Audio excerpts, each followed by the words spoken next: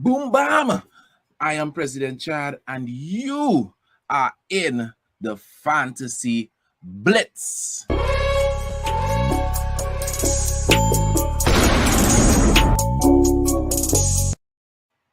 Yes. I'm inside with the man Alice. How you doing, brother? Yeah, President Chad, boy. You know me good as always, Good as always, boy. Niceness. Boy, it's been a hell of a week in fantasy. We've got some real differentials making a big difference, a name for the self out there. And then we got the most popular own player in the game in terms of Jesus popping down. Yeah, missing, boy. A Missing big big time. Fatu. All of those people. I mean, there are not many people in the world ahead of me right now in fantasy. We're going to be dealing team reveals and stuff in the next show, which is going to be airing on Friday. All right, guys. So, we're not really going to focus on individual teams so much today. But Yeah. there are not a lot of people ahead of me in the world. I'm inside the top 800,000. Oh, nice. But all the people who are ahead of me, they're two people that they owned that I didn't own. They either own Zinchenko, all right, a lot of people, or they had Salah and the triple captain Salah. True, a lot of people use that chip earlier. Yeah, a lot of people did. So use it early. All the people who are ahead of me, they either did one of those two things. They either own Zinchenko, who I don't have, or they triple captain Salah. And obviously they get more points than me. So, but we'll talk about that more on Friday. Yeah. So today we all about tips and tricks heading into game week 2. So I will start the ball rolling with my tips and tricks for you all. Yes. And then my brother Liz is going to come and do his thing and let us know about tips and tricks from his end, what advice he has for us. And every week we're going to be doing 2 fantasy football shows, 2 fantasy blitz shows. One, we're going to be dealing with tips and tricks, giving you all advice to help you prep your team in the week. Because let's be real, we all need a little help. You understand? We need some help. And then the show on the weekend, we're going to be dealing with specifically team reveals, what transfers we're making, what is the thinking besides between whoever is on, because every week we may have different people on, but whoever is on, what are their plans heading into the game week and how exactly they're going to be tackling it from that perspective, right? Yeah. So let's jump into it. The first thing I want to tell you all is just calm down, people. Calm down. It have people going crazy. They're finding making up points. It have men who done make over 100 already, and people want to ball out and rushing to play the wild card. No, excuse me. No. Calm down. It is only the first week. True. It doesn't matter what your score is, right? Your score could be over 70, over 50. It could be under 40. Just calm down. Don't make excessive knee-jerk reactions. There are reasonable knee-jerk reactions, which we're going to talk about before the end of the program. And there are, excessive knee-jerk reactions. Don't do that. Don't be like one of those players like the now come to fantasy.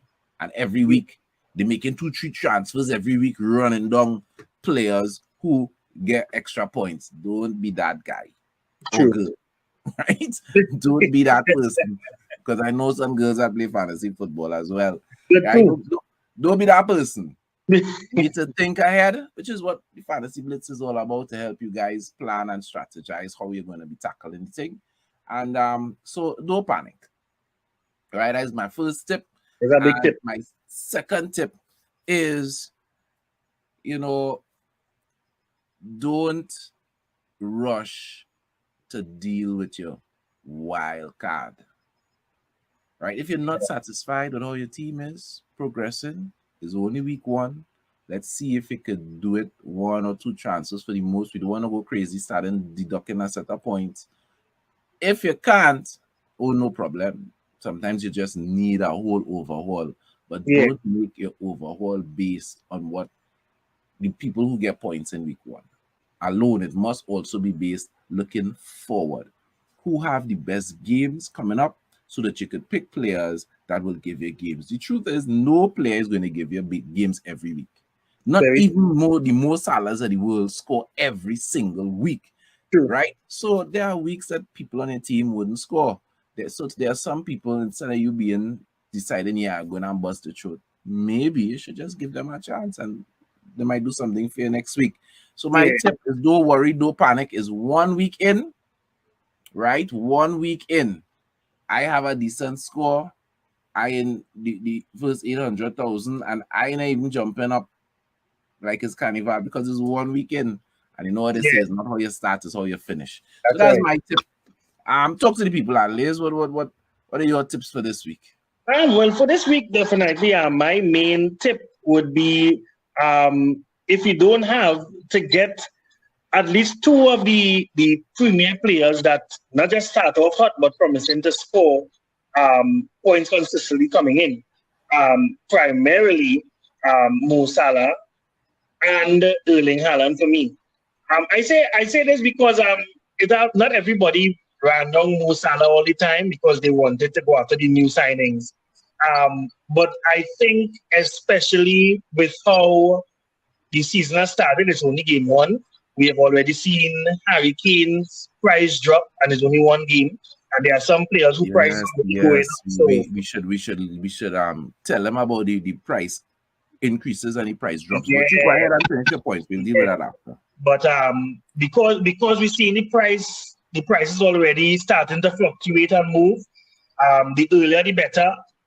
To get Salah, if you don't have him, if you get Haaland, like if you have Salah in your team already, you could try to prioritize to get Haaland in your team, you know, and that kind of thing, because the price is going to go up. And let's not forget as well, the main thing to consider as well is that there is going to be Africa Cup of Nations next year as well, and Salah is going to be out for a little while when that month comes. So it's better to get him now and capitalize on the points now and build a platform. As President Chad said as well, it's only week one, you know. So my second tip would be not to panic, same thing similar to him, not to panic, but observe certain players' trends, right? We have seen, like, for the sake of Fabian Schär, he ended the season hot with Newcastle, attacking returns consistently, and he started with a goal this season. And he's relatively cheap as well as a defender. There's also Luis Diaz as a differential, who he didn't get any points this week, but he had a lot of chances. He did score a goal, but it was offside. So he hit the post as well, did he not? Yeah, and he hit the post as well. Yeah, so there are certain things to observe and don't panic, as he said, because there are some people who may be tempted to use a wild card or take deductions to go after fellas like Gross, because Gross scored 2 goals, and that panic normally doesn't work out, right? They're going to trade out and buy these guys. They may remain with extra money in the bank when they sell some people to get them. But most times that backfires. So in effect, your tip is pretty much do run down differentials. Do run down differentials. Run down people, run down Salah, run down Haaland. Yeah. You know, Zinchenko looks like he's going to be fairly consistent. Run down Zinchenko. Do run down Mitrovic, and do run down Gross. Yeah. Don't do that. Do not do that. You see, you're looking for me, the whole crux of my tip is you're looking for people who you have in your team that you want to make sure you have at least 3 people in your team who you know consistently playing and consistently deliver points. The rest could always fall in and around, and you could always shift around your captain armband amongst these 3 or 4 if you have them in your team. So don't panic and look for other people. Get those 3 and the differentials will kick in eventually. Yeah. That's my tip. Cool. Let's just run through the price increases. So Zinchenko has gone up from 5 million to 5.1. Mitrovic from Fulham has gone from 6.5 to 6.6. Haaland has gone up from 11.6 to 11.5 to 11.6.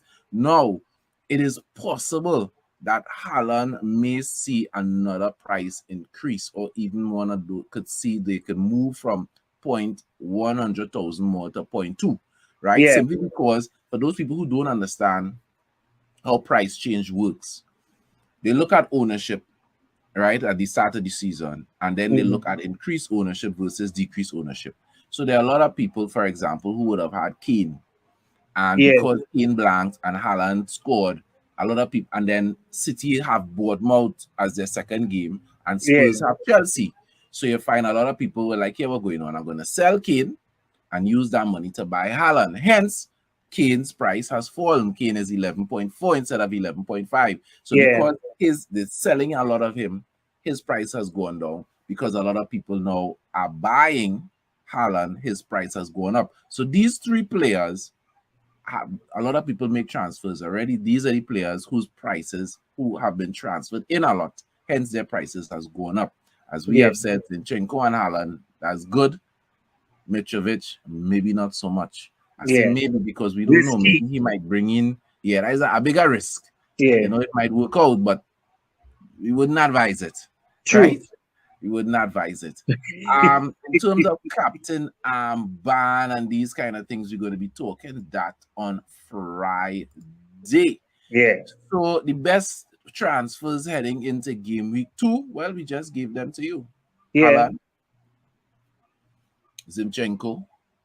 Yep. That is an attacker, that is a deep midfielder. In terms of your goalkeeper, do not waste transfers going after a goalkeeper. Very true. Don't do it. Very Once true. you have a starting goalkeeper, keep him. Leave that guy there. Right? If you started with Alisson, I consider him a bad pick for fantasy. But if you started with Alisson, he get 2. Don't study it. Leave him there. You have more pressing issues with the inside of your team. The only time you need to make a transfer at goalkeeper is if for some reason you pick 2 goalies and none of them in playing. Right? Other than that, your goalkeeper alone. Right? So we ain't talking goalkeeper. We talk a defender, we talk a striker. In terms of the midfield, there are a lot of people are looking to, a lot of people tripled up on Liverpool players. Yeah. And Diaz may have been your choice at triple up, and it did not work out. Yeah. What I would advise from my perspective is if you didn't have Martinelli, get him. Get that guy. 6.5. Smith Rowe is injured. Until when Smith Rowe comes back, and he may be challenging Martinelli for minutes, but right now Martinelli has that position locked. Arsenal is looking good. So that is my midfield transfer advice. If you have Martinelli, who else would you advise people to get in the midfield there? Watching the fixtures coming in, I think if you have the funds and you have the availability to get in, Kevin De Bruyne, because Man City have favorable fixtures coming up, and definitely he is the one player on Man City team that you could put your head on a block. He's going to be there. He's in the starting 11 right through. So that is a real good pick to go for. I second that with Martinelli. Martinelli's spot has been locked in, at least until Smith Rowe comes back in shoot. And he has proven that he is delivering. He's proven that he consistently delivers. So it's almost as though you will get a lot of points from him as well. Those are the 2 guys really and truly that in terms of the midfield you want to bring in. If you don't have Salah, definitely that's a no-brainer, right? If you have the funds, you got to go and get that guy. Whether you like him or not, you have to go and get that guy. That is the guy. That is the guy. But that is the fellas you had to go for. All right, cool. So, folks, thank you for tuning into the Fantasy Blitz. And we're going to be filling on in next show on Friday. We're going to be talking captaincy. We're going to be talking specific transfer moves from whoever is on the panel. They're going to tell you specifically what they did, how they did it. What is the expectation heading into game week 2? What are the games to look for? Who are the players to look out for? So thank you for being part of the Fantasy Blitz. Thank you, Farley, for being part of it. I am President Chad. You are watching the United Hour. And stay tuned. Friday we got more good stuff for you. Fire. Support the United Hour. Click that like button and subscribe.